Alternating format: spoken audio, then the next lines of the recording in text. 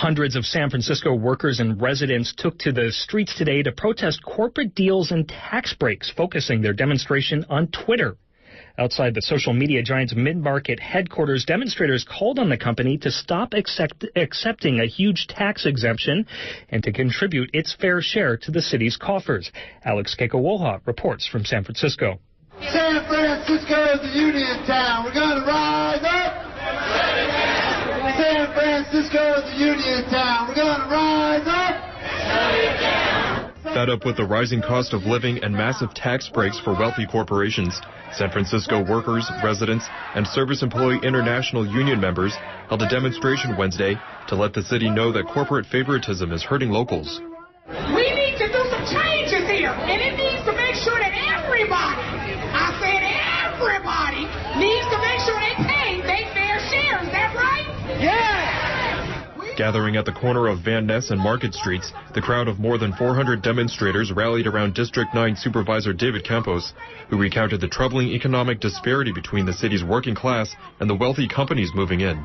The problem in San Francisco is that for the last few years, it seems like this city has not really been a city that protects working people. It is a city that is giving sweetheart deals to these big corporations. Now, as was said earlier, we're not here against Twitter. We want Twitter to be here. We welcome the workers that are part of our community. But all we're asking is for Twitter and these big corporations to pay their fair share. Now, when was the last time that you as a worker got a tax break from Room 200 in City Hall? Never!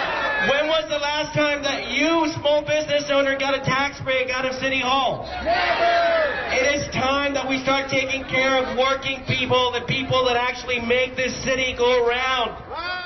According to SEIU Local 1021, San Francisco has lost more than $600 million to corporate giveaways, like Twitter's controversial tax break, whose value has climbed to more than $55 million since going public last year. Demonstrators say they would like to see those funds supporting vital public services. Meanwhile, corporate health insurers that contract with the city are accused of price gouging locals, setting health care prices far above their actual costs. Again, Supervisor David Campos. I also want to talk about health care, because the health care costs in California have more than doubled in the last few years. And let me ask you, as these health care executives are getting richer and richer, is the quality of health care improving? No. Are we as workers getting better treatment from our institutions? No. We need to contain health care costs. And we are here to say enough is enough. Whose city? Our city! The SEIU is pushing two ballot initiatives for November that the union says would rein in exorbitant health costs. To mark the coming of Valentine's Day, a few dozen demonstrators dressed as Cupid, complete with heart-shaped bows and arrows, and led a march east on Market Street toward Twitter's headquarters. Ready to march? Got your marching shoes ready? I see some Cupids up the street. Follow them. Let's march to Twitter.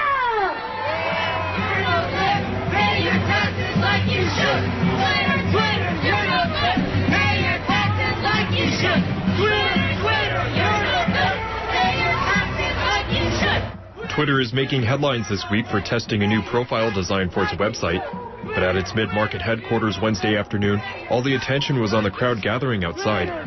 District 11 Supervisor John Avalos said he voted against Twitter's tax break because he knew the consequences it would have for San Francisco residents. I voted against it because I knew what happened in 2000. We gave huge subsidies for big developers, when we give big subsidies for the .com industry, that we were going to see many, many San Franciscans get displaced in this city. We were going to see the heart of San Francisco get taken out of this city and replaced by new people who don't have a connection, a long-term connection to the city, who actually make it their playground and don't contribute the way they really need to make this city the vibrant place it is. Demonstrators closed the rally by delivering a basket of Valentine's candy and a card asking the company to end its tax break. In San Francisco, I'm Alex Kekawoha, Pacifica Radio, KPFA.